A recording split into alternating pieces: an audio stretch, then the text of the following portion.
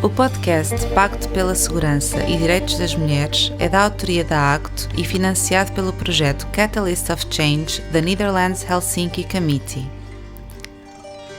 Neste segundo episódio, colaboramos com o coletivo de vítimas do SES, Academia Sem Assédio, um coletivo internacional de mulheres de diferentes áreas profissionais e com diferentes perfis que partilham experiências de violência sofrida em contextos académicos enquanto estudantes ou investigadoras do Centro de Estudos Sociais da Universidade de Coimbra, em Portugal. O artigo 40 da Convenção de Istambul diz: as partes tomarão as medidas legislativas ou outras necessárias para assegurar que qualquer conduta indesejada, verbal, não verbal ou física, de caráter sexual, tendo como objetivo violar a dignidade de uma pessoa, em particular quando esta conduta cria um ambiente intimidante, hostil, degradante, humilhante ou ofensivo, seja objeto de sanções penais ou outras sanções legais. O artigo 29 do Código de Trabalho Português diz-nos: entende-se por assédio o comportamento indesejado, nomeadamente o baseado em fator de discriminação, praticada quando o acesso ao emprego ou no próprio emprego, trabalho ou formação profissional, com o objetivo ou o efeito de perturbar ou constranger a pessoa, afetar a sua dignidade ou de lhe criar um ambiente intimidativo, hostil, degradante, humilhante ou desestabilizador. O assédio, seja moral ou sexual, é crime e todas as pessoas têm o direito a viver e trabalhar em ambientes onde se sintam seguras, respeitadas e livres de intimidações.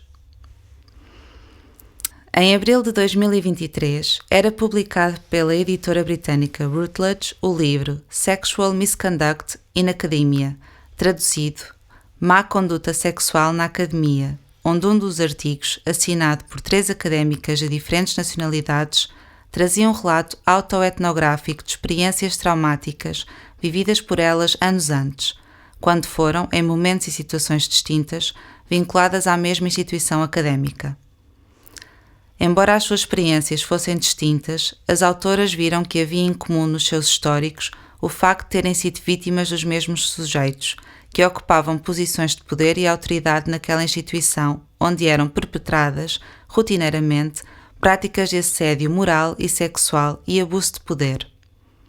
Sem citar nomes, sequer do local onde os factos se haviam passado ou a época, atribuíram pseudónimos a algumas figuras-chave como as principais responsáveis pelos padrões abusivos: o professor Estrela, que havia dirigido a instituição por vários anos, e 2 dos seus principais aliados, o aprendiz e a sentinela.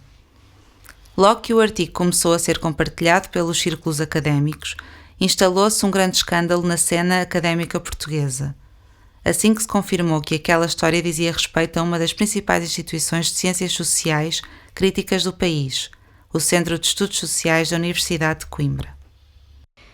Eu sou Gabriela Rocha, tenho 39 anos, sou brasileira e vivo em Portugal por mais ou menos 11 anos. Quando eu cheguei ao SES, ele já era uma referência para mim fazia tempo. Desde o início da minha graduação em Direito na Universidade Federal de Minas Gerais, quando eu conheci alguns investigadores e doutorandos de lá, e, é claro, a sua principal referência intelectual, o professor Boaventura de Souza Santos, de quem eu tinha vários livros autografados, inclusive. As obras do Boaventura, as ideias que ele inspirava, sobretudo a de tomar a universidade pelo pensamento que vem de baixo, que é produzido no sul global, que é politicamente engajado e comprometido com as transformações do mundo, era exatamente o que havia me trazido para cá. Eu havia vivido muitas experiências riquíssimas na Universidade do Brasil, por isso eu nunca pretendi me mudar para cá de vez.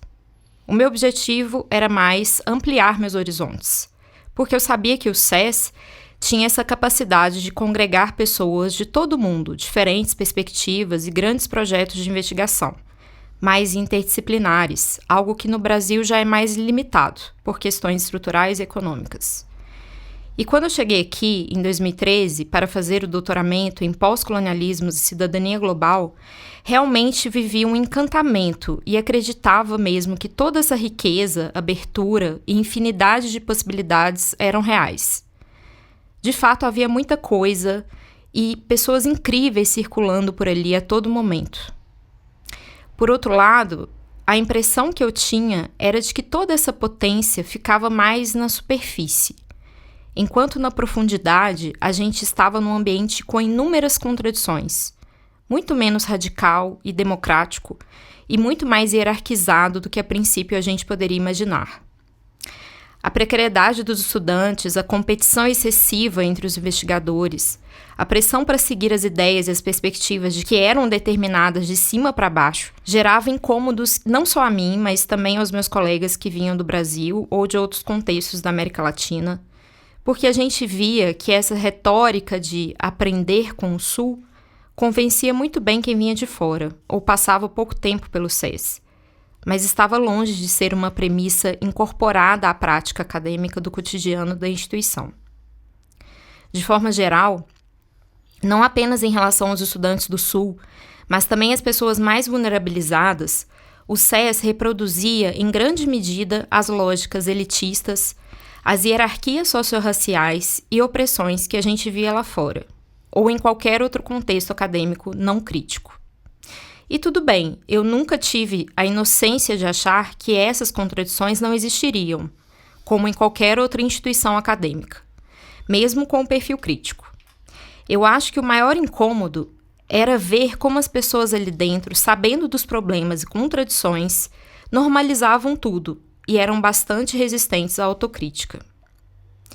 Tudo foi ficando mais grave quando eu ouvi de uma colega de doutoramento muito próxima o relato sobre o assédio sexual que ela havia sofrido por parte do seu orientador na altura, o professor Boaventura Souza Santos. Segundo ela, após o assédio propriamente dito, ela tentou relatar isso à coordenação do doutoramento, mas foi dissuadida de fazer qualquer denúncia. Ouviu que o professor era assim mesmo. Era comum assediar os estudantes, em troca de mantê-las em uma posição confortável na instituição. Era a moeda de troca dele. Não adiantaria denunciar, ela não teria o suporte de ninguém lá dentro. A minha amiga, que era talvez das pessoas mais vocais e corajosas que eu conhecia, foi silenciada. Perdeu a bolsa, nunca mais pôs os pés no SES. Conseguiu se reinventar e hoje é uma figura respeitadíssima na cena política brasileira. Mas a sua história de assédio virou um murmúrio, algo que não podia ser compartilhado em voz alta e permaneceu assim até outro dia. As repercussões do artigo publicado pela Routledge fizeram-se logo sentir quando Boaventura Souza Santos e Bruno Sena Martins se identificaram como alvos principais da publicação, que na sua perspectiva era mentirosa e difamatória. O professor Estrela e o aprendiz, naquele momento, afastavam-se voluntariamente da instituição para aguardar que a verdade fosse estabelecida. Ao mesmo tempo, quando a imprensa nacional e internacional se passou a interessar pela notícia e procurou entender o seu contexto, surgiram ali denúncias individuais de outras mulheres, alegando terem sofrido assédio sexual por parte do professor Boaventura. De forma independente, surgia também, no dia 17 de abril de 2023, um coletivo de mulheres, até então anónimas, que se definiam como vítimas dos padrões abusivos de poder perpetrados nas equipas de trabalho coordenadas por Boaventura Souza Santos. Assinavam uma carta pública intitulada "Não é difamação, nem é vingança, sempre foi assédio". Uma coisa importante que precisa ser entendida sobre a complexidade do assédio na academia é que, assim como outras formas de assédio que acontecem na vida das mulheres em várias esferas, ele é uma forma de violência que se prolonga no tempo e vai se alimentando silenciosamente da vulnerabilidade das vítimas, ao ponto que até que elas se reconheçam nessa posição de vítima, muito tempo se passou. Ela geralmente está com a autoestima devastada, ela já não pode fazer uma denúncia formal, ela já não acredita nas instituições, ela sequer acredita nela mesma. Por isso é tão importante a coletivização das denúncias, é fundamental. Coletivizar é o que permite, por meio da escuta, do compartilhamento das histórias, que a gente se reconheça uma na história da outra e que a gente possa entender esses padrões de assédio, quem são os responsáveis por eles e traçar estratégias para que a gente consiga quebrar o silêncio e exigir responsabilização. O coletivo de vítimas do SES afirmava na sua primeira carta, abre aspas, o abuso não é sempre fácil de identificar.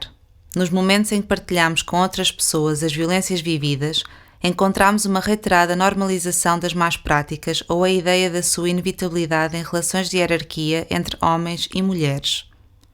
No caso em questão, entre o homem no mais alto patamar da carreira académica e mulheres em diferentes níveis de precariedade e vulnerabilidade. Fecha aspas.